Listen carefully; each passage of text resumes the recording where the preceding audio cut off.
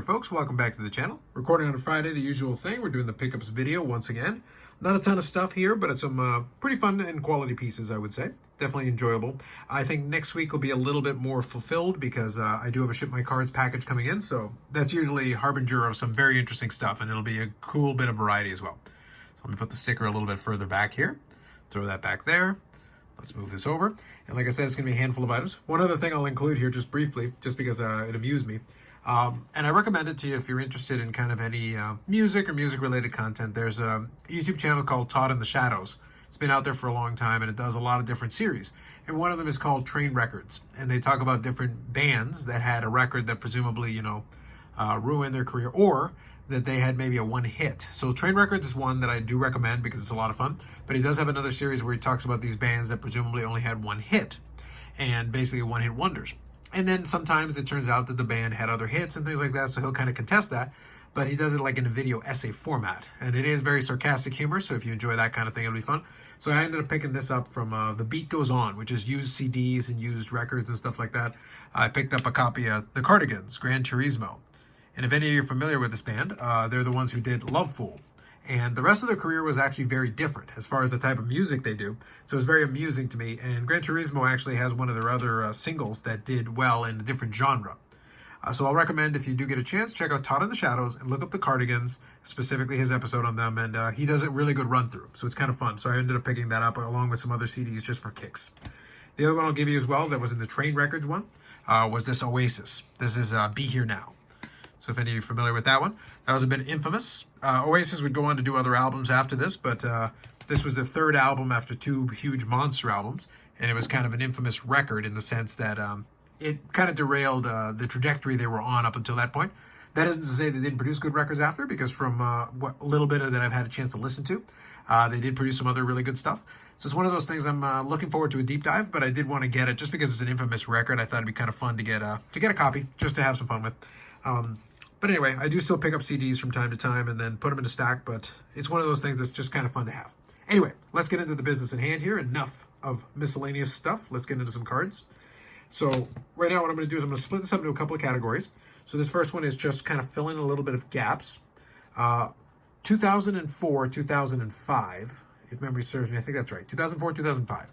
If anybody's familiar with anything in hockey, and I mentioned that in my Instagram, so it's World Cup of Hockey Tribute. That's the jersey card, so I'm going to include that here. If anybody's familiar with this particular year, this was the lockout year. So this is before the Crosby-Ovechkin dual year of 05-06. So 04-05, they did release a couple of sets.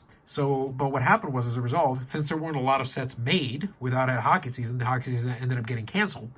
As a result, there isn't a lot of this stuff. So stuff did get out there, but it was one of those things where it dried up pretty quickly. And you can still pick up certain items, but that ends up making for a very small checklist for a lot of players. So Modano specifically only has 31 cards on my checklist as far as that's concerned. So anytime I can knock one of those off, it's always a great thing. I did pick up a few others that'll be coming in a future mail day, and I'm down to maybe about 10 or so that I need from that one. So I have most of the cards from that year, but that's going to be one of the smallest in terms of sheer card number years as far as his collection is concerned. And it's one of those things where like a little mini side goal for me is going to be to try to get it down to single digits, because they get tougher, because most of what's left is pretty tough stuff. But it was nice to pick up a piece like that, so that's always a good thing. And the second one here that I want to talk to you about is this one here, which is the hot numbers from Fleer when Upper Deck resurrected them. So this was one version of their hot numbers. Pretty nice looking card. There's another variant of this that's to a player's jersey number, but these ones are short printed, so it is pretty cool. Design wise, it's okay, but it's one of those things where it is a tougher card, a tougher parallel, or sorry, a tougher insert, and then it comes to a parallel that's even tougher than that. But always a great thing to add one of these Fleer showcases. So Fleer showcase in this case.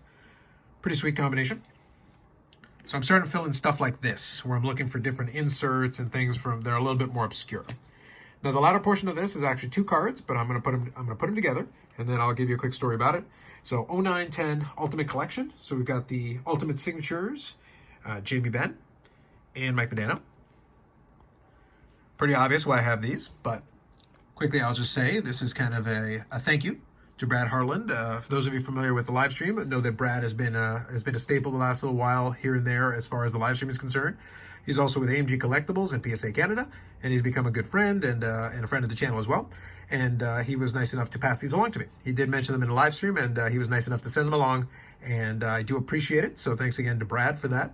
And it does add another couple of these to my different want lists and another Modano autograph in the collection. As you can see, a very, very clean autographs on both. So these are really good looking in terms of the design-wise, what they did with these. So always a pleasure to add stuff like this. And on-card signed autographs is always, a double bonus, so to speak. So thanks again, Brad, and much appreciated.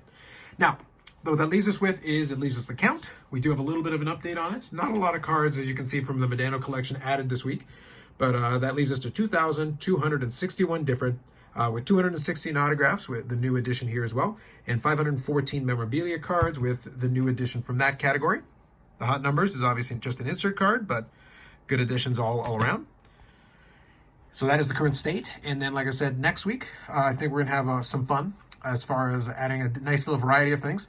And you'll hear more about it on the live stream this week. That'll come after this video. And then also in the coming weeks, I did go ham on the new AEW Upper Deck product. Now, on the channel, after this has been already recorded, on Wednesday I did kind of a discussion with Billy Cilio of Upper Deck as far as that product's concerned. So I do recommend it to you if you missed it the first time. Check it out. If you have any interest in the product or even in kind of product design or how somebody thinks out a product, it's still, I think, an interesting discussion no matter what, because it gives you a little bit of context from the inside of somebody that's working on a product currently that has just come out. So that'll be it for me this time around. Any comments or questions, you can certainly put them in there, and I'll come back to them as soon as I can. Otherwise, live streams will be coming up on Fridays, 9 p.m. Eastern Time. We're going to continue that into 2022 here. And also regular videos coming up pretty regularly. This week, I had a couple of different videos out. I had a video for Fanatics buying tops, and I had a couple of videos related to Logan Paul's Pokemon, card case controversy. I know it's not sports cards, but there was an angle with baseball card exchange's involvement in it. So we try to cover a little bit of news, a little bit of what's going on, and then I will have some more videos and some general things as well that I'll have a little fun with. Anyway, that's it for me this time around. Thanks very much. We'll catch you in the next one.